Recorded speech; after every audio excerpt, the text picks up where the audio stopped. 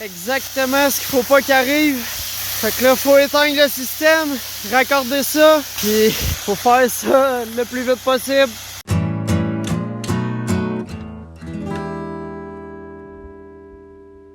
Faut tester nos systèmes d'irrigation parce que tous les champs sont en fleurs. Donc pour les protéger du gel, on va envoyer de l'eau. Vous allez voir pourquoi on envoie de l'eau pour protéger du gel.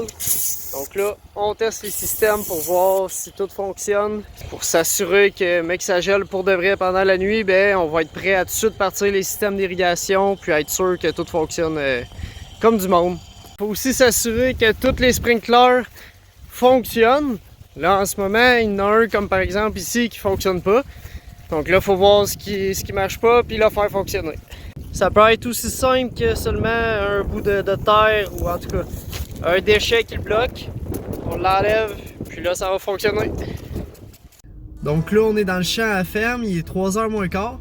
On a placé des thermomètres dans le champ pour tout le temps surveiller la température. À chaque 15 minutes, on regarde les thermomètres, voir la température est rendue à combien.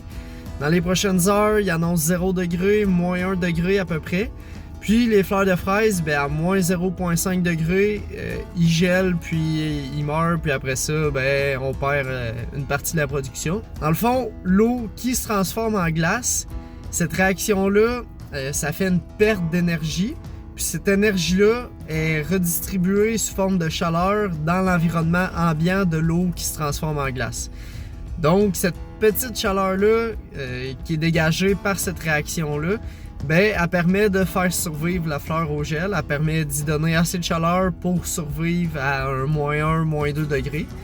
Donc c'est pour ça qu'on arrose nos champs de fraises. Par contre, c'est très risqué parce que si le tracteur, pour quelconque raison, décide d'arrêter de fonctionner, s'il y a un de nos tuyaux dans le système d'irrigation qui se déconnecte, puis que ça fait que les gicleurs arrosent plus, ben là, les fleurs gèlent pratiquement automatique. Si la nouvelle eau se change plus en glace pour dégager un petit peu de chaleur, ben la fleur de fraise est dans un bloc de glace dans le fond pendant qu'il fait moins 2 degrés, donc ça gèle en 10 minutes. Si on n'a pas réparé le problème, on perd la production. Donc c'est tout le temps des moments pas mal stressants. C'est des moments qu'on est sur le qui-vive pendant la nuit, puis qu'on s'assure dans le fond que tout fonctionne comme du monde. Puis bon, ben, on va espérer que tout fonctionne pour le mieux. Bon, fait qu'on a parti l'irrigation. Là, ça vient de tomber à 0 degré sur les thermomètres. Donc, on va faire le tour des sprinklers. Un coup que l'eau est rendue jusqu'ici, que les sprinklers fonctionnent ici, on fait le tour de tous les sprinklers, on s'assure qu'ils fonctionnent.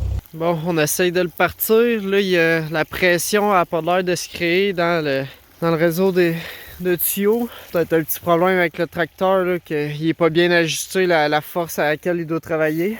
Fait que on va espérer que ça soit réglé dans les 2 prochaines minutes. Bon, ça fonctionne. Ça a plus d'allure pas mal. Exactement ce qu'il faut pas qu'il arrive. Le tuyau, il est débouté. Fait que là, il n'y a plus de pression dans les autres là-bas. Fait que là, faut éteindre le système, raccorder ça. Puis, faut faire ça le plus vite possible. Bon. La ligne qu'on a réparée, l'eau, elle s'en vient. Fait que ça a été arrêté peut-être 10 minutes. Là, il doit faire moins 1. Fait que les 10 minutes qui a été arrêté, ça va peut-être être de trop, mais au moins, on met les chances de notre bord en leur repartant de même quand même. Donc là, on va faire le tour pour être sûr qu'il n'y en a pas de bouchée. Que tout fonctionne comme du monde. Bon, vite de même, ça a l'air de bien marcher quand même. Ah, il y en a un ici qui chauffe pas partout. Mais c'est de la cochonnerie. Aller chercher quelque chose pour le dépogner. Ah, c'est du sport, hein? C'est un beau réveil, ça!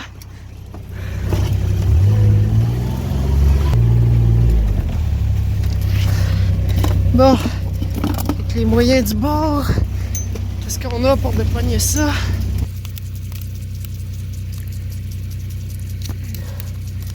J'en sors un peu. Ah, ce sera pas assez le couteau.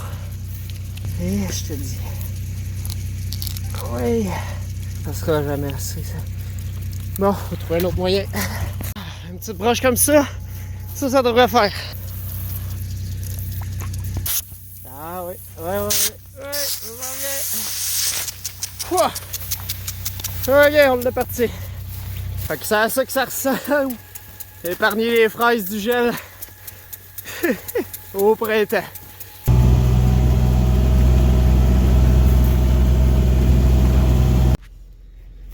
On est rendu des glaçons.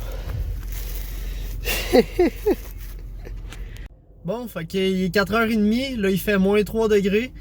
Donc tous nos sprinklers sont partis, tout fonctionne. Fait que on va continuer à regarder là, à chaque 10-15 minutes, on se met des alarmes pour se réveiller, pour regarder, être sûr que tout le système fonctionne encore, que les sprinklers arrosent encore. Donc on va continuer à regarder ça, puis là le soleil commence à se lever tranquillement pas vite. Donc on va regarder ça demain matin, voir que ça a l'air, puis si on a réussi à sauver les fleurs pour cette gelée-ci.